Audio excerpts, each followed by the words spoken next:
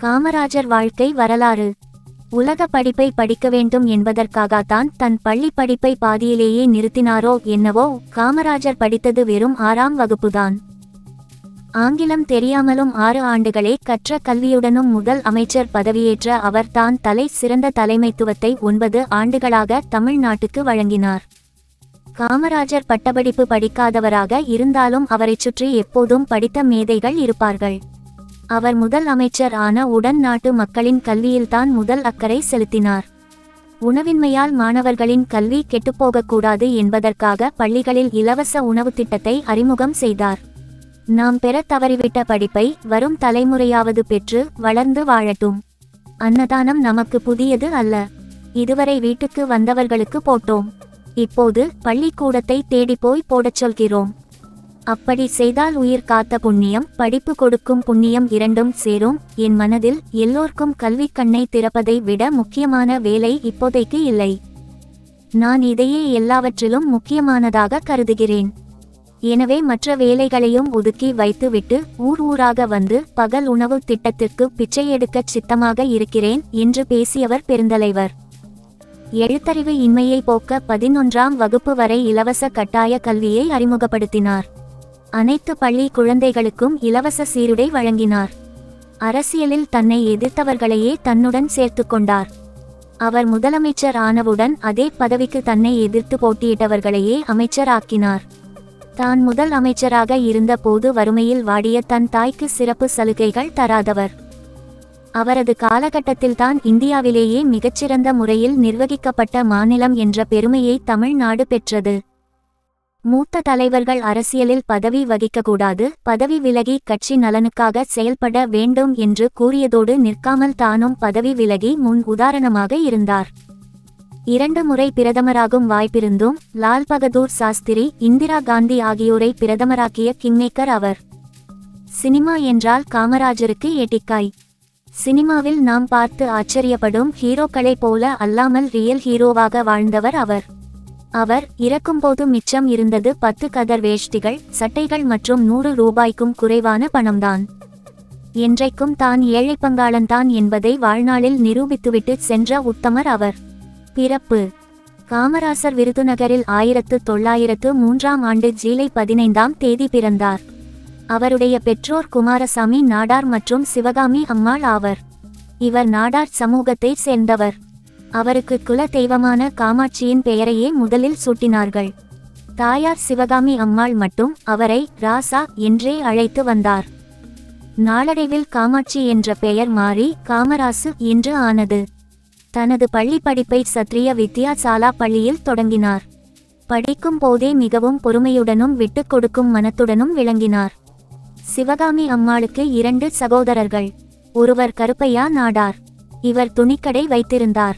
மற்றொருவர் பெயர் காசிநாராயண நாடார். இவர் திருவனந்தபுரத்திலே மரக்கடை வைத்து நடத்தி வந்தார். சிறை வாழ்க்கையும் படிப்பும். பள்ளிப்படிப்பை தொடர முடியாத நிலை ஏற்பட்டதும் காமராசர் தன் மாமாவின் துணிக்கடையில் வேலையில் அமர்ந்தார். அங்கிருக்கும்போது வரதராசுலு நாயுடு போன்ற தேச தலைவர்களின் பேச்சுக்களில் கவரப்பட்டு அரசியலிலும் சுதந்திர போராட்டங்களிலும் ஆர்வம் காட்டினார். தன்னுடைய 16ஆம் வயதில் காங்கிரசின் உறுப்பினராக ஆனார். ராசாசியின் தலைமையில் 1930 மார்ச் மாதம் வேதாரண்யத்தில் உப்பு சத்தியாகிரகம் நடைபெற்றபோது அதில் கலந்து கொண்டார். அதற்காக காமராசர் கைது செய்யப்பட்டு கல்கத்தா அலிப்பூர் சிறைக்கு அனுப்பப்பட்டார். அடுத்த ஆண்டு காந்தி இர்வின் ஒப்பந்தத்தின் அடிப்படையில் விடுதலை ஆனார். விருதுநகர் வெடிகுண்டு வழக்கில் கைதாகி சேலம் டாக்டர் வரதராசுலு நாயுடுவின் வழக்காடும் திறமையால் குற்றச்சாட்டு நிறுவப்படாததால் விடுதலை ஆனார். 1940 இல் மீண்டும் கைதாகி வேலூர் சிறையில் அடைக்கப்பட்டார். அங்கிருக்கும் போதே விருதுநகர் நகராட்சி தலைவராக தேர்ந்தெடுக்கப்பட்டார். 9 மாதங்களுக்கு பின் விடுதலை ஆனதும் நேராக சென்று தன் பதவி விலகினார். பதவிக்கு நேர்மையாக முழுமையாக கடமையாற்ற முடியாத நிலையில் அதில் ஒட்டி கொண்டிருப்பது தவறு என்பது அவருடைய கொள்கையாக இருந்தது. மீண்டும் 1942 இல் ஆகத்து புரட்சி நடவடிக்கைகளுக்காக கைது செய்யப்பட்டார். இந்த முறை 3 ஆண்டுகள் தண்டனையாக பெற்றார். அரசியல் குரு: காமராசர் சிறந்த பேச்சாளரும் நாடாளுமன்றவாதியும் ஆன சத்தியமூர்த்தியை தன் அரசியல் குருவாக ஏற்றுக்கொண்டிருந்தார். 1936 இல் சத்தியமூர்த்தி பிரதேச காங்கிரசின் தலைவரானபோது காமராசரை செயலாளராக ஆக்கினார். இருவரின் முயற்சியில் காங்கிரசு கட்சி நல்ல வளர்ச்சி கண்டு தேர்தல்களில் பெருவெற்றி பெற்றது. இந்தியா சுதந்திரம் அடைந்த செய்தி கேட்டு காமராசர் முதலில் சத்தியமூர்த்தியின் வீட்டுக்குச் சென்று அங்குதான் தேசிய கொடியை ஏற்றினார். எதிர்த்தவர்களையே தன்னுடன் சேர்த்து கொண்டவர். அரசியல்வாதிகள் ஒருவருக்கொருவர் சண்டையிடும்போது அது மக்களுக்கு கோழிச்சண்டையை பார்ப்பது போல் வேடிக்கையளிப்பதாக உள்ளது. ஆகவே வீண் சண்டைகளை, சர்ச்சைகளை அரசியல்வாதிகள் தவிர்க்க வேண்டும் என்றார் காமராஜர். ஆனால் எந்த அரசியல்வாதிகள் அதை ஏற்றுக்கொள்கிறார்கள்? அரசியலில் தன்னை எதிர்த்தவர்களையே தன்னுடன் சேர்த்து கொண்டவர் அவர். 1953 முதல் 54 வரை இம்மாண்டில் தமிழக முதல்வராக தேர்ந்தெடுக்கப்பட இருந்த நேரத்தில் முதல்வர் பதவிக்கு சுப்பிரமணியமும் போட்டியிட்டார். முதல்வர் பதவிக்கு சுப்பிரமணியம் பெயரை பக்தவச்சலமே முன்மொழிந்தார். தேர்தலில் காமராஜர் வெற்றி பெற்றார். இதனால் சுப்பிரமணியமும் பக்தவச்சலமும் திகைத்து போனார்கள். தனது செயலுக்காக காமராஜரிடம் வருத்தம் தெரிவித்துக் கொண்டார் பக்தவச்சலம். இந்த நிலையில் தன்னை எதிர்த்து போட்டியிட்ட சுப்பிரமணியத்தையும் அவரை ஆதரித்த பக்தவச்சலத்தையும் மந்திரி சபையில் சேர்த்து கொண்டார். இதுபற்றி சிலர் காமராஜரிடம் கேட்டபோது, என்னை எதிர்த்தவர்கள் என்பது ஒரு பக்கம் இருக்கட்டும், ஏற்கனவே மந்திரிகளாய் பதவி வகித்து அனுபவம் பெற்றிருக்கும் அவர்கள் சேவை நாட்டுக்கு பயன்பட வேண்டாமா என்று பதிலளித்தார். அவ்வாறு செய்யாதது அவர்கள் தவறு. காமராஜர் பயின்ற பள்ளியில் ஆண்டுதோறும் விநாயக சதுர்த்தி விழா கொண்டாடப்பட்டு பிரசாதம் வழங்கப்படும்.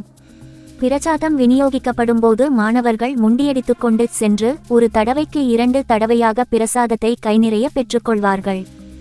பிரசாதத்துக்காக அந்த மாதிரி முண்டியடித்துக் கொண்டு செல்வது காமராஜருக்கு பிடிக்கவில்லை. ஆகவே ஒரு மூலையில் ஒதுங்கி நின்றார். கடைசியாக மிச்சமிருந்த பிரசாதத்தை வாங்கிக் கொண்டு வீட்டுக்கு சென்றார். எல்லோரும் நிறைய பிரசாதம் வாங்கிக் கொண்டு செல்லும் போது, நீ மட்டும் குறைவாக வாங்கி வந்தது ஏன் என வீட்டில் உள்ளவர்கள் கேட்டனர். மற்ற மாணவர்களுடன் போட்டி போட்டுக்கொண்டு சென்று பிரசாதம் வாங்க எனக்கு விருப்பமில்லை. பள்ளியில் எல்லா மாணவர்களிடமும் 5 காசு வசூலித்தவர்கள் ஒரே மாதிரியாக பிரசாதம் வழங்கியிருக்க வேண்டும். அவ்வாறு செய்யாதது அவர்கள் தவறு என்றார் காமராஜர். அரசியல் தவிர அனைத்து சிக்கலான பிரச்சனைகளையும் எளிதாக சமாளிக்கும் ஆற்றல் பெற்றவர் காமராஜர். கல்விக்கண் கொடுத்தவர். ஒருமுறை சுற்றுப்பயணத்தின் போது ஒரு கிராமத்திற்கு காரில் காமராஜர் சென்று கொண்டிருந்தார். அப்போது ஆடு மேய்க்கின்ற சிறுவன் ஒருவனை பார்த்து காரை நிறுத்தச் சொன்னார். காரை விட்டு இறங்கி சிறுவனிடம் வந்தார் காமராஜர். தம்பி, நீ பள்ளிக்கூடம் போகலையா? ஏன் போகவில்லை என கேட்டார். எங்க ஊரில் பள்ளிக்கூடமே கிடையாதே, நான் எப்படி பள்ளிக்கூடம் போக முடியும்? உங்கள் ஊரில் பள்ளிக்கூடம் இருந்தால் நீ படிப்பாயா என அவனிடம் கேட்டார் காமராஜர். பள்ளிக்கூடத்திற்கு நான் போயிட்டால் சோறு யார் தருவார்கள் என எதிர்கேள்வி கேட்டான் சிறுவன். ஓ அப்படியா, சரி, உனக்கு சோறு தந்தால் நீ படிப்பாயா என காமராஜர் கேட்டார். ஆமாம் என்ற சிறுவன், என் அப்பாவிடம் கேளுங்கள் என்றான். உணவும் கொடுத்து பள்ளிக்கூட வசதியும் செய்து கொடுத்தால் கிராமங்களில் கல்வித்தரம் உயரும் என நம்பிய காமராஜர் சென்னை வந்த உடனே அப்போதைய பள்ளிக்கல்வி இயக்குனர் நே.து. சுந்தரவடிவேலு அவர்களை அழைத்து, மதிய உணவுத திட்டத்தை உடனே அமுல்படுத்துங்கள்.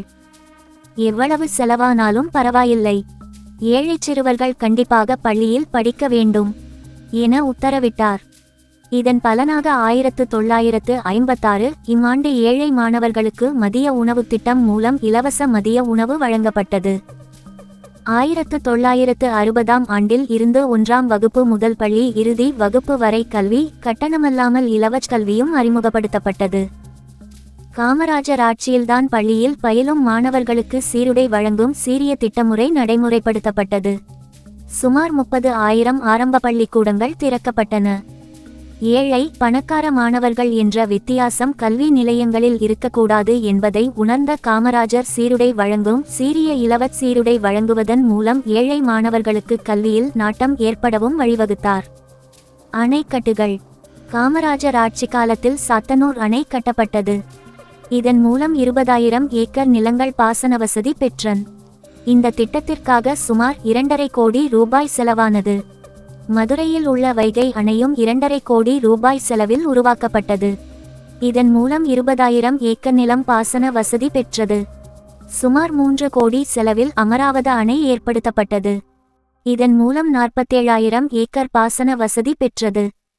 நெல்லை மாவட்டம் தாமிரபரணி ஆற்றின் குறுக்கே கட்டப்பட்டுள்ள மணிமுத்தாறு அணை காமராஜர் ஆட்சி காலத்தில் உருவாக்கப்பட்டது. இதன் மூலம் 20,000 ஏக்கர் நிலம் கூடுதல் பாசன வசதி பெற்றது. 1100 ஏக்கர் பாசன வசதி பெறும் வகையில் வாளையார் அணை 1 கோடி ரூபாய் செலவில் ஏற்படுத்தப்பட்டது. 2 கோடி ரூபாய் செலவில் கிருஷ்ணகிரி அணையும் காமராஜர் ஆட்சி காலத்தில்தான் ஏற்படுத்தப்பட்டது. சுமார் 2 லட்சம் ஏக்கர்கள் பாசன வசதி பெறும் வகையில் 10 கோடி ரூபாய் செலவில் கீழ்பவானி திட்டம் காமராஜர் ஆட்சி காலத்தில்தான் ஏற்படுத்தப்பட்டது. சுமார் 1.5 கோடி ரூபாய் செலவில் புள்ளம்பாடி திட்டம் உருவாக்கப்பட்டதால் சுமார் 22,000 ஏக்கர் நிலங்கள் பாசன வசதி பெற்றன. சுமார் 75 லட்சம் ரூபாய் செலவில் தென்னார்காடு மாவட்டம் கோமுகி ஆற்று திட்டம் உருவாக்கப்பட்டது. இதன் மூலம் 8,000 ஏக்கர் நிலம் பாசன வசதி பெற்றது. இவை தவிர கன்னியாகுமரி மாவட்டம் பேச்சுப்பாறை அணை, கோயம்புத்தூர் மாவட்டத்தில் உள்ள ஆழியாறு, பரம்பிக்குளம் அணைகளும் காமராஜர் ஆட்சி காலத்தில் கட்டப்பட்டவை ஆகும். நீலகிரி மாவட்டத்தில் உள்ள குந்தா அணையும் கர்மவீர் ஆட்சியில் கட்டப்பட்டது என்பது குறிப்பிடத்தக்கதாகும். தொழில் நிறுவனங்கள். காமராஜர் ஆட்சி காலத்தில் பல்வேறு தொழிற்சாலைகள் ஏற்படுத்தப்பட்டன. குறிப்பாக சென்னை கிண்டியில் உள்ள தொழிற்பேட்டைகள், நெய்வேலி லிக்னைட் கார்ப்பரேஷன் ஆகியவை காமராஜர் காலத்தில் உருவாக்கப்பட்டவை. இவை தவிர சிமெண்ட் ஆலைகள், காகித உற்பத்தி ஆலைகள், அலுமினிய உற்பத்தி ஆலைகள், மாக்னசைட், சுண்ணாம்புக்கல் சுரங்கங்கள், உலைக்கூட ஆலைகள், ரப்பர் தொழிற்சாலைகள் ஏற்படுத்தப்பட்டன. மேலும் பாதைகள் அமைக்கும் என்ஜின்கள், சைக்கிள்கள், தானியங்கி ஈருளிகள், தட்டச்சு பொறிகள், ஸ்விட்ச் கியர்கள், எலக்ட்ரிக் கேபிள்கள், மருத்துவ அறுவை சிகிச்சை கருவிகள், தொடர் வண்டி பெட்டிகள், பார உந்து வாகனங்கள் ஆகியன காமராஜர் ஆட்சி காலத்தில் உருவாக்கப்பட்டவையாகும். இவை தவிர எண்ணூர் அனல் மின்சார நிலையம், தூத்துக்குடி துறைமுகம் போன்ற மிகப்பெரிய தொழில் திட்டங்களும் காமராஜர் ஆட்சி காலத்தில்தான் உருவாக்கப்பட்டன. இறுதி காலம். காமராசருக்கு இந்திரா காந்தியுடன் ஏற்பட்ட பிணக்கின் காரணமாக காங்கிரசு கட்சி இரண்டாக உடையும் நிலை ஏற்பட்டது. காமராசரின் தலைமையிலான சிண்டிகேட் காங்கிரசு தமிழக அளவில் செல்வாக்குடன் திகழ்ந்தது. ஆனாலும் திராவிட முன்னேற்ற கழகத்தின் மாபெரும் வளர்ச்சியால் அதன் பலம் குன்றிப்போக காமராசர் தன்னுடைய அரசியல் பயணத்தை தமிழக அளவில் சுருக்கிக் கொண்டார். தமிழக ஆட்சியாளர்களின் தவறுகளை சுட்டிக்காட்டி வந்தார்.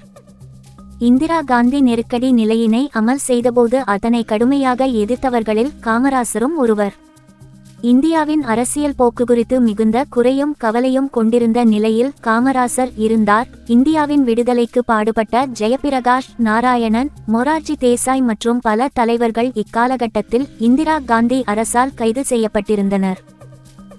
அக்டோபர் 2 காந்தியடிகள் பிறந்த நாளன்று அவர்கள் விடுதலை செய்யப்படுவார்கள் என்று எதிர்பார்த்திருந்தார் காமராசர். ஆனால் அன்று ஆச்சாரிய கிருபளானியும் கைது செய்யப்பட்டார் என்ற செய்தியை கேட்ட அன்றே உயிர் துறந்தார். 1975 அக்டோபர் திங்கள் 2ஆம் நாள் காந்தியின் பிறந்த நாள். மதிய உறக்கத்திற்கு பின்னர் அவரின் உயிர் பிரிந்தது. அவர் இறந்தபோது பையில் இருந்த சிறிதளவு பணத்தை தவிர வேறு வங்கிக் கணக்கோ, சொந்த வீடோ, வேறு எந்தவித சொத்தோ இல்லை. தன் வாழ்நாள் இறுதி வரை வாடகை வீட்டிலேயே வசித்தார்.